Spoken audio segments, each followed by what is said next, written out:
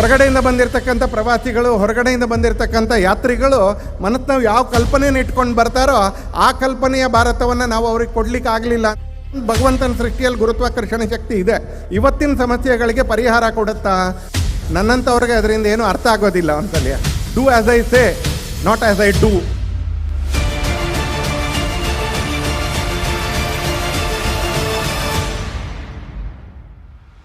ಪೆರ್ನಂಗಿಲದ ಮಹಾಲಿಂಗೇಶ್ವರ ಹಾಗೂ ಮಹಾಗಣಪತಿಯ ಸನ್ನಿಧಿಯಲ್ಲಿ ಕಳೆದ ಹಲವಾರು ದಿನಗಳಿಂದ ತಮ್ಮ ಗುರುಗಳ ಪ್ರೇರಣೆಯಂತೆ ಕಳೆದ 3 ದಶಕಗಳಿಂದ ಅಹರ್ನಿಶಿಯಾಗಿ ನಡ್ಕೊಂಡು ಬರ್ತಾ ಇರತಕ್ಕಂಥ ಜ್ಞಾನಯಜ್ಞ, ಭಕ್ತಿಯಜ್ಞ, ಅನ್ನಯಜ್ಞದ ಪರಂಪರೆಯನ್ನು ಈ ಶ್ರೀ ಕ್ಷೇತ್ರದಲ್ಲಿ ಭಕ್ತಿ ಸಿದ್ಧಾಂತೋತ್ಸವ ಮತ್ತು ರಾಮೋತ್ಸವದ ನಿಮಿತ್ತವಾಗಿ ನಡೆಸ್ತಾ ಇರತಕ್ಕಂಥ ಪೂಜ್ಯ ಶ್ರೀಗಳವರ ಪಾದಾರವಿಂದಗಳಲ್ಲಿ ನಮಸ್ಕರಿಸ್ತಾ, ವೇದಿಕೆ ಮೇಲೆ ಮತ್ತು ಈ ಸಭಾಂಗಣದಲ್ಲಿ ಉಪಸ್ಥಿತರಿರ್ತಕ್ಕಂಥ ಎಲ್ಲ ಆದರಣೀಯ ಹಿರಿಯರೇ, ಪೂಜ್ಯ ವಿದ್ವಾಂಸರೇ, ಶ್ರದ್ಧೆಯ ಮಾತಾ ಭಗಿನಿಯರೇ, ಹಾಗೆ ಸನ್ಮಿತ್ರರೇ, ತೆಳುವಾಗ್ತಾ ಇರ್ತಕ್ಕಂಥ ಸಭೆ ಮತ್ತು ನಾಗಾಲೋಟದಿಂದ ಓಡ್ತಾ ಇರ್ತಕ್ಕಂಥ ಗಡಿಯಾರ, ಇದೆರಡರ ಮಧ್ಯದಲ್ಲಿ ಸಭಾ ಮರ್ಯಾದೆಗೋಸ್ಕರ ಮಾತ್ರ ನಾನು ನಿಮ್ಮ ಎದುರಿಗೆ ನಿಂತ್ಕೊಂಡಿದ್ದೀನಿ ಅಂತ.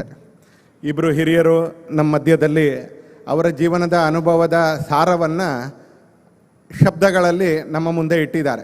ಧರ್ಮದ ಬಗ್ಗೆ, ಆಚರಣೆಯ ಬಗ್ಗೆ, ಮೌಲ್ಯಗಳ ಬಗ್ಗೆ, ನಾವು ಪಡ್ಕೊಂಡು ಬಂದಿರತಕ್ಕಂಥ ಪರಂಪರೆ ಏನಿದೆ ಆ ಪರಂಪರೆಯ ಶ್ರೇಷ್ಠತೆಯ ಬಗ್ಗೆ ನಮ್ಮೆಲ್ಲರಲ್ಲೂ ಕೂಡ ಅವರು ಏನು ವಿಷಯವನ್ನು ಇಡಬೇಕು ಅಂತ ಅಂದ್ಕೊಂಡಿದ್ರು ಅದೆಲ್ಲವನ್ನು ಕಳೆದ ಸುಮಾರು 80 ನಿಮಿಷಗಳಿಂದ ನಾವು ಅದನ್ನು ಕೇಳ್ತಾ ಇದ್ದೀವಿ ಅಂತಾರೆ. ನಾನು 4 ಮಾತುಗಳನ್ನ ಮುಕ್ತಾಯ ಮಾಡ್ತೀನಿ. ನಾನು ನಮ್ಮ ದೇಶದ ಜ್ಞಾನ ಪರಂಪರೆಯನ್ನು, ನಮ್ಮ ದೇಶದ ಗುರು ಪರಂಪರೆಯನ್ನು, ನಮ್ಮ ದೇಶದ ಕುಟುಂಬದಲ್ಲಿರ್ತಕ್ಕಂಥ ಸತ್ವವನ್ನು ನಾಶ ಮಾಡೋದ್ರ ಮುಖಾಂತರ ಈ ದೇಶವನ್ನು, ಈ ದೇಶದ ಸಮಾಜವನ್ನು ವಶಪಡಿಸ್ಕೊಳ್ಬೇಕು ಅಥವಾ ನಾಶ ಮಾಡಬೇಕು ಅನ್ನುವಂಥ ಪ್ರವೃತ್ತಿಯಿಂದ ಕಳೆದ 1000 ವರ್ಷಗಳಲ್ಲಿ ಇಸ್ಲಾಂ ಪ್ರೇರಿತವಾಗಿರ್ತಕ್ಕಂಥ ಆಕ್ರಮಣಕಾರರು, ಹಾಗೆ ವ್ಯಾಪಾರಿ ಮಾನಸಿಕತೆಯ ಮುಖಾಂತರ ಮತಾಂತರವನ್ನು ಆಧಾರವಾಗಿ ಇಟ್ಕೊಂಡಿರ್ತಕ್ಕಂಥ ಯುರೋಪಿಯನ್ರು ನಮ್ಮ ಮಧ್ಯದಲ್ಲಿ ಅನೇಕ ಸಂಗತಿಗಳನ್ನ ಈ ಸಮಾಜದಲ್ಲಿ ದೂರದ ಕಾಶ್ಮೀರದಿಂದ ದಕ್ಷಿಣದವರೆಗೆ ಏನು ಮಾಡ್ತಾಯಿದ್ರು ಅದರೆಲ್ಲದರ ಪ್ರಭಾವದ ಮಧ್ಯದಲ್ಲಿ ಕೂಡ ಈ ದೇಶದಲ್ಲಿ ಇವತ್ತಿಗೂ ಕೂಡ ಧಾರ್ಮಿಕ ಪ್ರಜ್ಞೆ ಅತ್ಯಂತ ಹಸಿರಾಗಿ ಉಳ್ಕೊಂಡಿದೆ. ಧರ್ಮ ಪ್ರಜ್ಞೆ ತುಂಬ ಪ್ರಗಾಢವಾಗಿ ಉಳ್ಕೊಂಡಿದೆ. ಮೌಲ್ಯಗಳು ವೈಯಕ್ತಿಕ ನೆಲೆಯಲ್ಲಿ ಬಹಳ ದೊಡ್ಡ ಪ್ರಮಾಣದಲ್ಲಿ ಇವತ್ತಿಗೂ ಕೂಡ ಉಳ್ಕೊಂಡಿದೆ. ಅವ್ರು ಯಾವುದನ್ನು ನಾಶ ಮಾಡಬೇಕು ಅಂತ ಅಂದ್ಕೊಂಡಿದ್ರು ಆ ಥರದ ಸನ್ಯಾಸಿ ಪರಂಪರೆ ಅದು ಕೇವಲ ಹಳೇದು ಮಾತ್ರ ಅಲ್ಲ, ಹೊಸ ಚಿಗುರುಗಳ ಜೊತೆಗೆ, ಗ್ರೀನ್ ಶೂಟ್ಸ್ಗಳ ಜೊತೆಗೆ ಅದು ಕೂಡ ಬೆಳೀತಾ ಇದೆ. ಇತ್ತೀಚೆಗೆ ತಾನೇ ನಡೆದಂಥ ಕುಂಭಮೇಳದಲ್ಲಿ 27,000 ಜನ ನಾಗಾ ಸಾಧುಗಳಾಗಿ ದೀಕ್ಷೆ ತಗೊಂಡ್ರು. ಏನಂದರೆ ಅದನ್ನು ಅವ್ರ ಕೈಲಿ ಮಾಡಲಿಕ್ಕಾಗಲಿಲ್ಲ. ಇವತ್ತು ಈ ಥರದ ಧರ್ಮಸಭೆಯ ಮುಖಾಂತರ ಅಥವಾ ಬೆಳಗಿನಿಂದ ಇಲ್ಲಿ ನಡೀತಾ ಇರತಕ್ಕಂಥ ಜ್ಞಾನಯಜ್ಞದ ಮುಖಾಂತರ ಕೇವಲ ತಲೆ ಹಣ್ಣಾಗಿರ್ತಕ್ಕಂಥ ಹಿರಿಯರು ಅಥವಾ ತಲೆ ಪೂರ್ತಿ ಬೋಳಾಗಿರ್ತಕ್ಕಂಥ ಹಿರಿಯರು ಮಾತ್ರ ಅಲ್ಲ, ಪೂರ್ತಿ ತಲೆ ಕಪ್ಪಿರ್ತಕ್ಕಂಥ ಯುವಕರು ಮತ್ತು ಓಡ್ಬೋದಾಗಿರ್ತಕ್ಕಂಥ ಚೈತನ್ಯ ಶಾಲೆಯಾಗಿರ್ತಕ್ಕಂಥ ಯುವಕರು ಕೂಡ ಧರ್ಮದ ಅಧ್ಯಯನ ಮಾಡ್ತಾ ಇರುವಂಥ ಅನೇಕ ಸಂಸ್ಥೆಗಳನ್ನ, ಅನೇಕ ಸಂಘಟನೆಗಳನ್ನ, ಅನೇಕ ಶಾಲೆಗಳನ್ನ ಅದನ್ನು ಕೂಡ ನಾವು ನೋಡ್ತೀವಿ ಅಂತಾರೆ. ಇವತ್ತಿನ ಪ್ರಶ್ನೆಗಳಿಗೆ ಇವೆಲ್ಲವೂ ಕೂಡ ಉತ್ತರ ಕೊಡಬೇಕಾಗಿದೆ. ನ್ಯೂಟನ್ ಆತ 3 ನಿಯಮವನ್ನು ಕಂಡುಹಿಡ್ದ. 3ನೇ ನಿಯಮ ನಮ್ಮೆಲ್ರಿಗೂ ಗೊತ್ತು, action and reaction are equal and opposite ಅಂತ. ಐನ್ಸ್ಟೀನ್ ಒಂದು ಥಿಯರಿ ಆಫ್ ರಿಲೇಟಿವಿಟಿ ಕಂಡುಹಿಡ್ದ, energy and mass are inter convertible ಅಂತ ಹೇಳ್ದ ಅಂತಲ್ಲಿ. Action and reaction are equal and opposite ಅಂತ ಹೇಳಿದಾಗ ನನ್ನಂಥವ್ರಿಗೆ ಅದರಿಂದ ಏನೂ ಅರ್ಥ ಆಗೋದಿಲ್ಲ ಅಂತಲ್ಲಿ. ಆದರೆ ಅದರ ಆಧಾರದ ಮೇಲೆ ಏನೋ ಚಲಿಸ್ಲಿಕ್ಕೆ ಆರಂಭ ಆದಾಗ ಇದು ನ್ಯೂಟನ್ನ 3ನೇ ನಿಯಮದ ಕಾರಣಕ್ಕೆ ಆರಂಭ ಆಯಿತು, ಆ ಕಾರಣಕ್ಕೆ ನನಗೆ ವಾಹನ ಸಿಕ್ತು, ಆ ಕಾರಣಕ್ಕೆ ನನಗೆ ಇಂಜಿನ್ ಸಿಕ್ತು, ಈ ಥರ ಆರಂಭ ಆಗುತ್ತೆ. ಗುರುತ್ವಾಕರ್ಷಣೆ ಶಕ್ತಿಯನ್ನು ಕಂಡುಹಿಡ್ದ ಅಂತ ಹೇಳಿದಾಗ ಅದರಿಂದ ನಮಗೆ ಅದೊಂದು ಭಗವಂತನ ಸೃಷ್ಟಿಯಲ್ಲಿ ಗುರುತ್ವಾಕರ್ಷಣೆ ಶಕ್ತಿ ಇದೆ. ನೀವು ಯಾರೂ ಅದನ್ನು ನಿರ್ಮಾಣ ಮಾಡಲಿಲ್ಲ, ಅಥವಾ ನ್ಯೂಟನ್ ಕೂಡ ನಿರ್ಮಾಣ ಮಾಡಲಿಲ್ಲ, ಅದನ್ನು ಭಗವಂತ ನಿರ್ಮಾಣ ಮಾಡಿದ್ದ ಅಂತಲೇ. ಆ ಸತ್ಯವನ್ನು ನ್ಯೂಟನ್ ಕಂಡುಕೊಂಡ. ಅದರ ಆಧಾರದ ಮೇಲೆ ಯಾವಾಗ ಜನರೇಟರ್ಗಳು ನಡೆಯುತ್ತೋ, ಡೈನಮೋಗಳು ನಡೆಯುತ್ತೋ, ಅದರ ಆಧಾರದ ಮೇಲೆ ಎಲೆಕ್ಟ್ರಿಸಿಟಿ ನಿರ್ಮಾಣ ಆಗುತ್ತೋ ಅದಕ್ಕೊಂದು ಅರ್ಥ ಬರುತ್ತೆ. ಹಾಗೆ energy and mass are inter convertible ಅಂತ ವಿಜ್ಞಾನದ ಸೂತ್ರವನ್ನು ಐನ್ಸ್ಟೀನ್ ಹೇಳಿದ ನಂತರ ಅದಕ್ಕನುಗುಣವಾಗಿ ಅನೇಕ ಸಂಗತಿಗಳು ನಡೆದಾಗ, ಅನೇಕ ವಿಜ್ಞಾನದ ಸಂಶೋಧನೆಗಳು ನಡೆದಾಗ ಆ ಥಿಯರಿಗೆ ಒಂದು ಲಾಭ ಬರುತ್ತೆ, ಆ ಥಿಯರಿಗೆ ಒಂದು ಅರ್ಥ ಬರುತ್ತೆ. ಸಾಮಾನ್ಯ ಜನ ಅದನ್ನು ಮೆಚ್ಚಿಕೊಳ್ತಾರೆ ಮತ್ತು ಅನುಸರಿಸ್ತಾರೆ. ಹಾಗೆ ಧರ್ಮದ ಸೂತ್ರಗಳು ಕೂಡ ಅಷ್ಟೇ. ಇವತ್ತಿನ ಸಮಸ್ಯೆಗಳಿಗೆ ಪರಿಹಾರ ಕೊಡುತ್ತಾ? ಅಲ್ಲಿಗದು ವರ್ತಮಾನದಲ್ಲೂ ಕೂಡ ಬೆಲೆ ಉಟ್ಕೊಳುತ್ತೆ.